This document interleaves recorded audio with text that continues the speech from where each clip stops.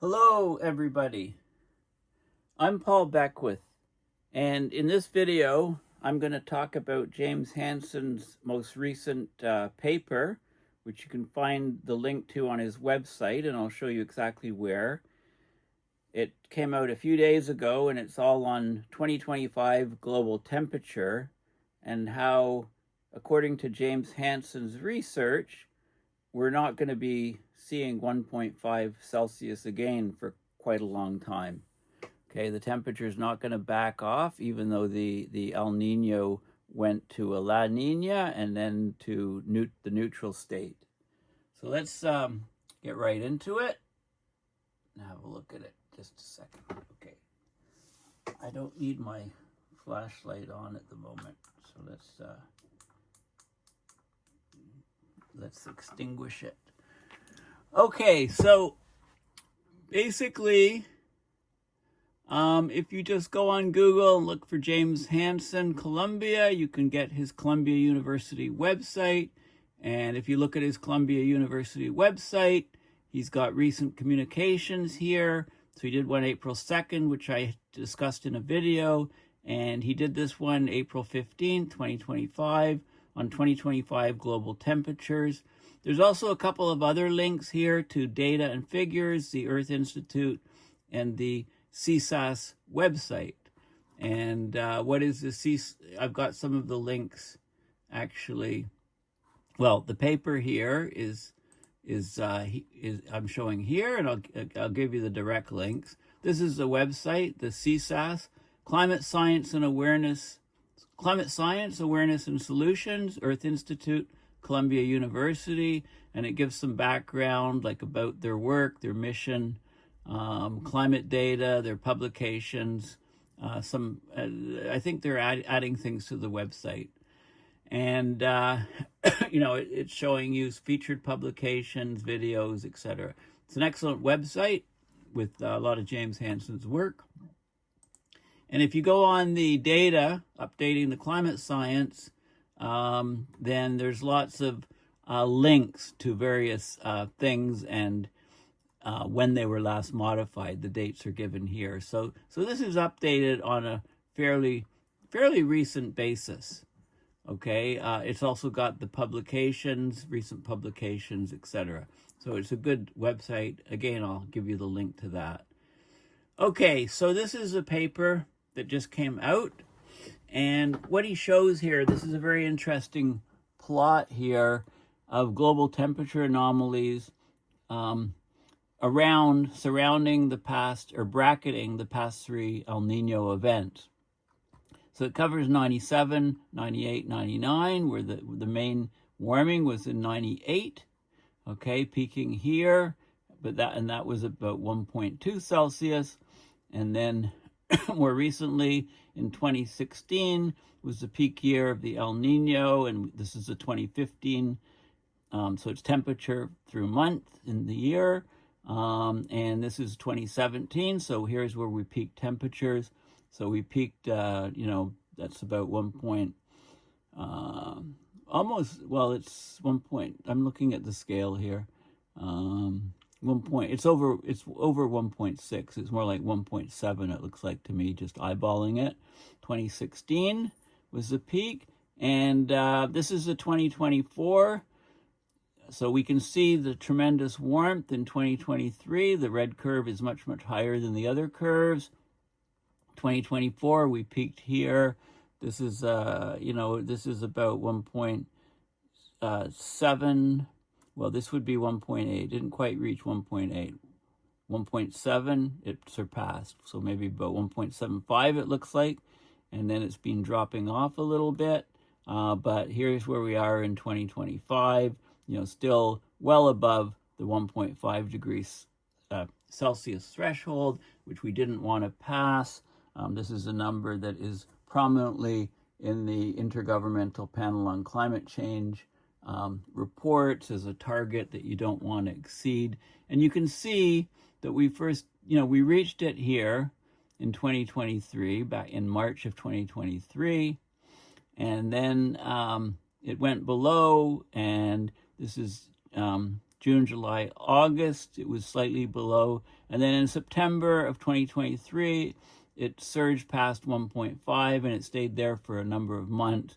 Dipped below here in March of 2024, or sorry, that's May 2024, was slightly above in June. In July, it dipped below, and then it went above in August and dipped to about 1.5 in September. And since September of 2024, we've been above this 1.5, and it looks like 2025 is turning out to be a very, very warm year. So this whole article is on what Hansen expects for the rest of 2025. So he thinks that global temperatures for 2025 should decline little, if at all, from the record 2024 level. Okay, so the record level here, he doesn't think it, he thinks that we might decline a little bit, but probably not. He thinks it will be setting new records throughout the rest of this year. The absence of a large temperature decline after the, it wasn't really, it was a decent size El Nino in 2024. It added maybe about 0.3, 0.2 degrees Celsius to the warming, maybe 0.3. Now that we don't have it, he thinks the warming is still going to stay high, because the trigger for this in the last couple of years, these record high temperatures, he believes is due to the reduction of sulfur in maritime shipping fuels as mandated by the International Maritime Organization. And as a result, he thinks the temperature is going to stay high. And there's lots of evidence to support his view, and there's lots of other papers that are coming out that are kind of corroborating this type of analysis. But Hansen and his colleagues are the leaders of this. So basically the El Nino did spur a temperature increase in 2023-24, but he thinks that we'll see an absence of a temperature decline, a significant one, in 2025, and he's using that to justify that to show that, or confirm that the IPCC best estimates for climate sensitivity, which is 3 degrees Celsius for a doubling of CO2, he thinks that's way out to lunch. And he thinks both the climate sensitivity and the aerosol climate forcing are both underestimates. So the latter is canceling out the former. So instead of 3 degrees Celsius for a doubling of CO2, it's more like 4.5, and the aerosol effect is that much larger. So reducing the aerosols means that the warming jumps, right? So he thinks specifically that 2025 global temperature should remain near or above 1.5 Celsius relative to the 1880 to 1920 baseline. If the tropics remain ENSO-neutral, there's a good chance that 2025 may even exceed the 2024 record high global temperature. So if we get, go into an El Nino, will blow past, of course, but we've had an El Nino. We had a weak La Nina just for about a month or so. It's neutral now. If the La Nina comes back and we get the cooling, then we might not exceed the 2024 record high. But he's saying, we're well on our way to exceeding the record high, so we're going to be well above 1.5 Celsius again this year. So the global temperatures in February and March 2025, they fell from the record high here. For those months in 2024, even below these, okay? And such relative declines likely in most of the next few months, but the declines being modest, the 2024 versus 2025 ranks of several months later in the year might be reversed, okay? So he's thinking later on in the year we could actually be even higher in 2025 than in 2024. So why does he expect continuing global temperature change to be setting these records? Because he said it's aided by our understanding of the accelerated global warming that began in about 2015. Okay, so he's published lots of papers. There was an acceleration paper when he looked at the leap in global temperature in 2023, 2024. And, there's interpretations of the 2023 warming, which, it says it's bookend. So there's two different cases in this paper here, they concluded the 2023 warming is explained by the El Nino. In the second paper, they concluded that the extreme warming cannot be explained by even the full array of mechanisms in global models and including El Nino. The first paper, it's noted that the 2023 El Nino rose from a deep La Nina. So despite being modest, it raised the temperatures in the Nino 3.4. That's a region of the equatorial Pacific where we measure the temperature there, and it's used to characterize the status of the El Nino, or the ENSO. And he thought that change there might be sufficient to explain the 2023 warming.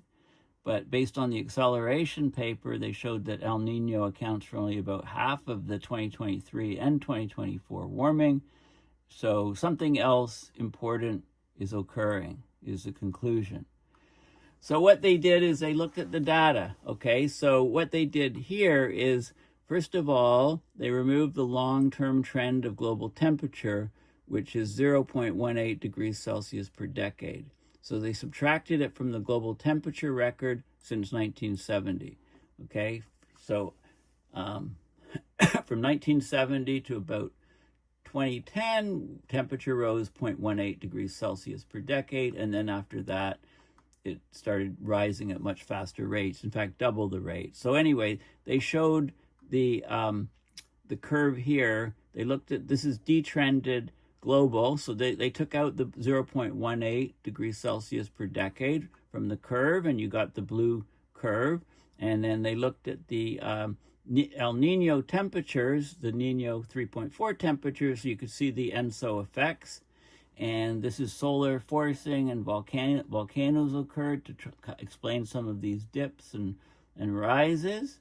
And then what they did is they, so you got the blue curve from the detrending. So the long-term trend is caused by the net greenhouse gas effect plus the aerosol forcing. So that leaves the blue curve. And then they subtracted the El Nino variability, the ENSO, causing these fluctuations in the curve, and you ended up with the green curve. And this shows, so this is the curve showing the temperature difference with the red curve shifted forward 5 months. It has, and you can see the Pinatubo volcanic eruption causing a cooling here. But notice from 2010, specifically even 2015, you get a very, very sharp rise in temperature up to 0.3 degrees Celsius.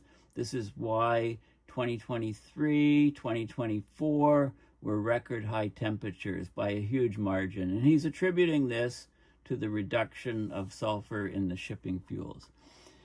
So the decade-long anomaly that began in 2015, which you can see here, it grew to an astounding 0.3 Celsius in 2023, okay? So it just jumped right up in 2023. It doesn't coincide with reduction of aerosol emissions in China. That happened big time. But there was still, fair bit of pollution in China. They associate most of the excessive warming with the ship aerosol forcing, as Hansen's discussed a lot in previous papers. It's based on both the timing is right, and the spatial coincidence of the warming. Where the warming's occurring is right to indicate that it's a reduction of sulfur in shipping fuels. So they looked at the satellite observed darkening of the Earth, the reduced Earth albedo or reflectivity, basically mostly from the indirect effect, less cloud cover. They estimated that the forcing from the International Maritime Organization removing sulfur from shipping fuels, commercial shipping ships plying the Earth, mostly in the northern hemisphere, on on the main trade routes. That's a forcing of 0.5 watts per square meter. Most of the forcing began in 2020. Okay, so what you can see is this is the sea surface temperature anomaly relative to a base period of 1951 to 1980, and you can see after 2015 a big rise. This is the equatorial. The equatorial effects are mostly from the ENSO patterns, But look what's happening in the northern hemisphere. Huge warming in the northern hemisphere, starting, and it's taking off in 2020 with the severe reduction of sulfur in shipping fuels. And the latitudes of the warming are mostly between about 30 and 60 degrees, centered about 45 degrees, the main latitudes of the shipping routes in the northern oceans in the northern hemisphere. Again, where most of the world trade routes are for shipping. Okay, so this is very strong evidence. This is the trends between land and ocean were huge. Okay, so this is 1970 to present. The red curve is the land temperatures. The spikes here, the light red, are the 1 month average. If you average over 12 months a year, you get the red curve. And if you do it over 11 years, you get the smoothed out curve here. And you can see how much the land temperature is rising. These are the equivalent numbers for the ocean. So the trends from 1970 to 2010, land with trend rise was 0.29 degrees Celsius per decade. The ocean trend was 0.12 degrees Celsius per decade. And then from 2010 onwards, the land temperature jumped up, not quite double, 0.29 to 0.51, but the ocean temperature went up, 2.5 times, from 0.12 to 0.29 degrees Celsius per decade. The overall globe was 0.18 degrees Celsius between 1970 to 2010. And then from 2010 on, it almost doubled to 0.36 or so degrees Celsius per decade. That's not shown on this plot. Actually, it's shown right here. You can see this is land versus global temperature change. So you can see this is the trends of the globe, 1 month, 12 month, 132 month averaging, globe up 0.18 degrees Celsius per decade, 1970 to 2010. And from 2010 onwards, it's actually 0.37. It's more than doubled. Okay, it's a trend. And, this is the ratio, is the green, the ratio relative to the land temperatures. Okay, and most of the warming, as you can see, is between, it's between 35 and 50 degrees north in the North Pacific and the North Atlantic. Global warming expected in 2023, 2024 from this forcing is 0.2 degrees Celsius. So basically from the ENSO we had 0.2, and from the reduction of sulfur in shipping fuels we had at least 0.2, which gave us much, much warmer temperatures.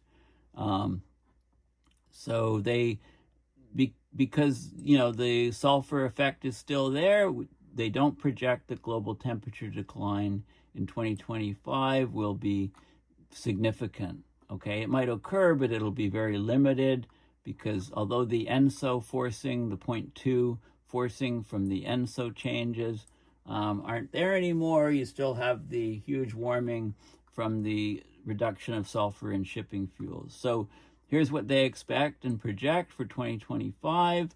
They expected global temperature change is affected by the natural seasonal cycle of global temperature change.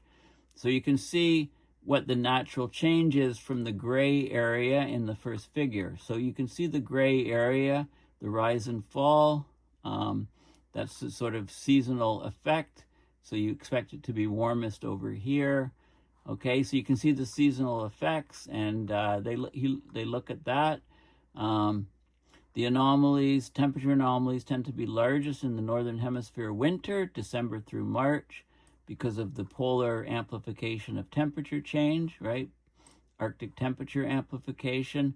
Also, anomalies are larger over land than over ocean, and most of the land is in the northern hemisphere. Okay, so basically, if you want to do a deeper dive into this, you can go to the Climate Science Awareness and Solutions website, which I showed you at the beginning, this site here, and you can look at the data, the specific data, to look at it yourself and see what's going on. So this is the global, and the sea surface temperatures here. Okay, so this is the global temperature anomaly. You can see from 1880 to now, and here's the 1.5 target. We've been well over that for a while, as I showed you in the first figure. And this is the linear, this is the fit from 1970 to 2010, 0.18 degrees Celsius rise per decade. And you can see what's happened since 2010. We're rising at over double that rate, 0.37 degrees Celsius per decade, and we've blown past the 1.5 C target. That's the temperature anomaly globally, and this is what the sea surface temperature anomaly is showing.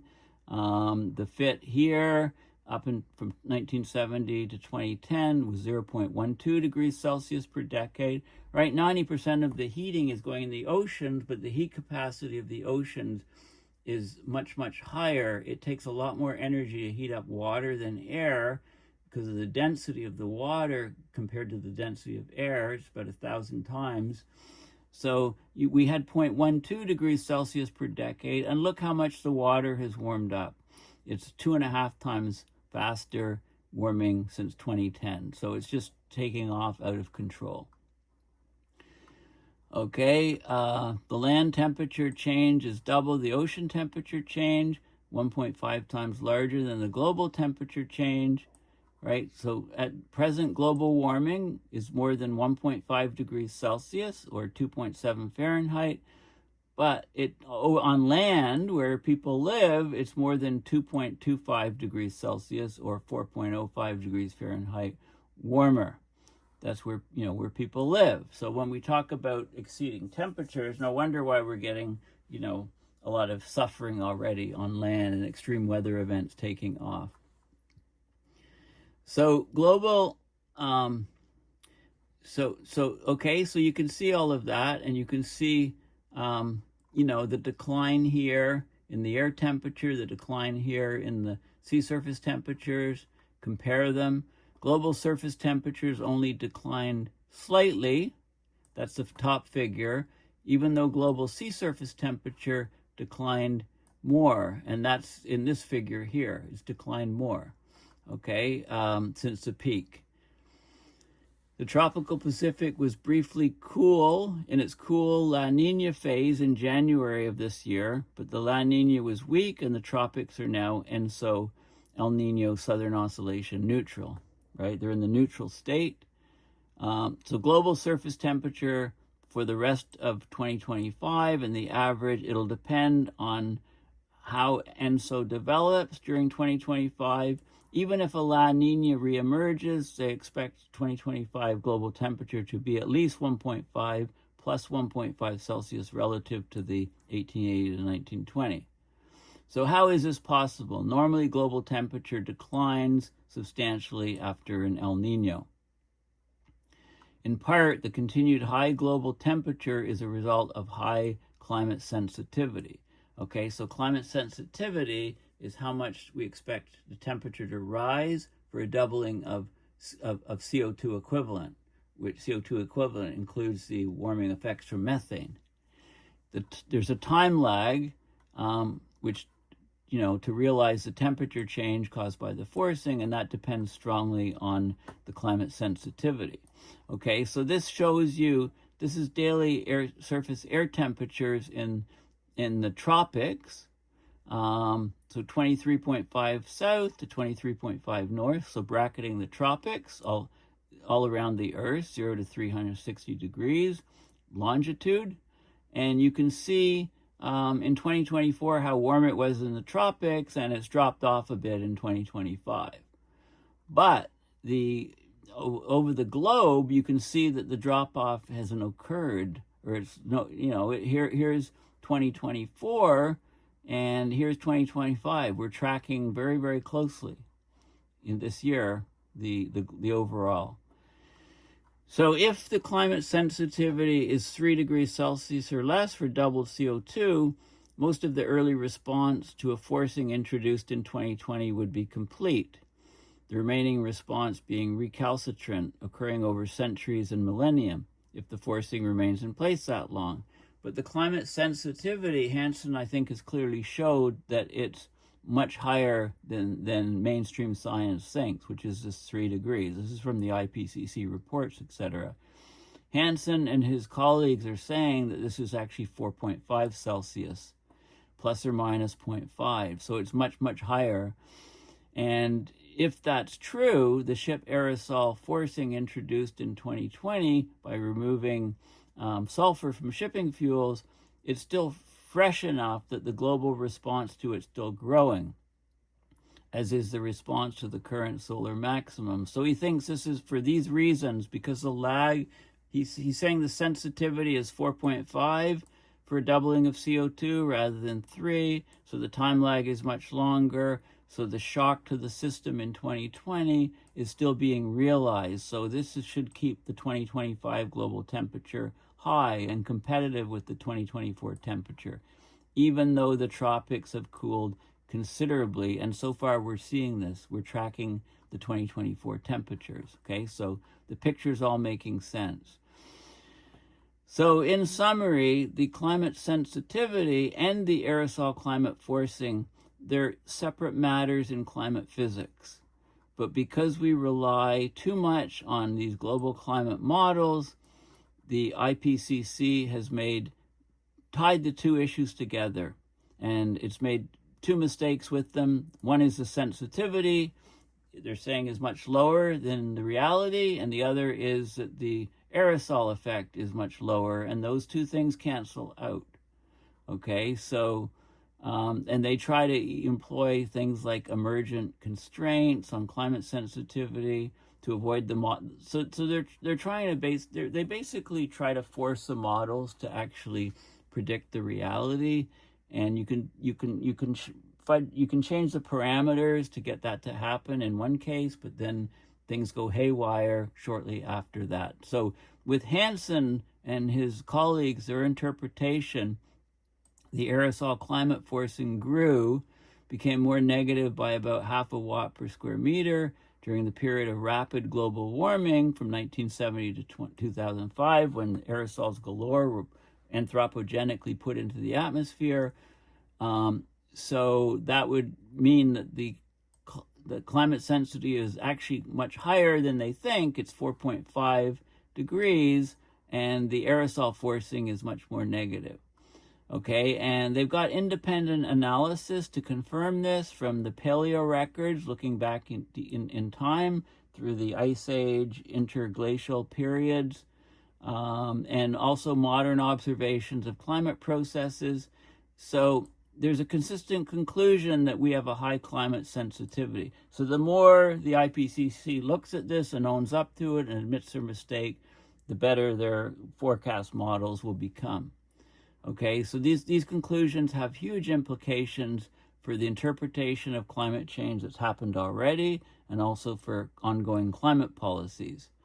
It's difficult to develop and present an alternative perspective, alternate to that of the IPCC, when such an organization has been granted overwhelming authority and has grown a global army of disciples. I like how he puts that. And he also says that that they much appreciate support for the organization that Hansen, under which Hansen is doing this work. Okay, so this is a very key finding, a very key paper. I mean, the figures here are just, it's very important to understand these, to understand what's really going on, and a very coherent picture is being made here that the IPCC numbers are just wrong. And as a result, we can expect temperatures not to drop off. So if temperatures do the rest of this year stay much, much higher, as Hansen and his people predict, then the IPCC will say, well, what happened? Our models are all failing once again. And, will they actually accept the reality of a much higher climate sensitivity and a much higher aerosol forcing, or will they try to rejig the models? Right? So that remains to be seen. So very important paper. And again, this is a great website. Have a look at some of the papers and articles that they've published over time periods. There's lots of great diagrams. And if you go to the data site, it actually gives the dates, how current the dates are for all of these different parameters. like last modified dates.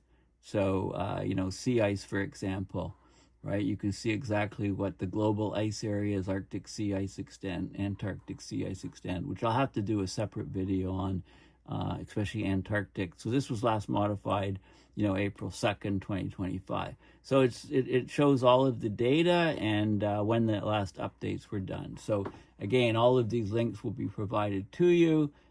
It's a very, very key paper. And I think it's very important for me to cover the work from James Hansen, because he seems to understand the climate system better than just about anybody else. And yeah, so please check out paulbeckwith.net. Go to my PayPal to support my research and videos. And, you know, if you want to get a t-shirt, this is my new favorite one. Well, it's been my favorite for a while. You can ignore climate change, but it won't ignore you. I think it's better to say you can ignore climate change, but climate change won't ignore you. I think that would be an improvement to it. Anyway, I've got some new designs which I've got to get up give to my son and get up on the store. Anyway, thank you for listening, and yeah, happy Easter. Okay, bye for now.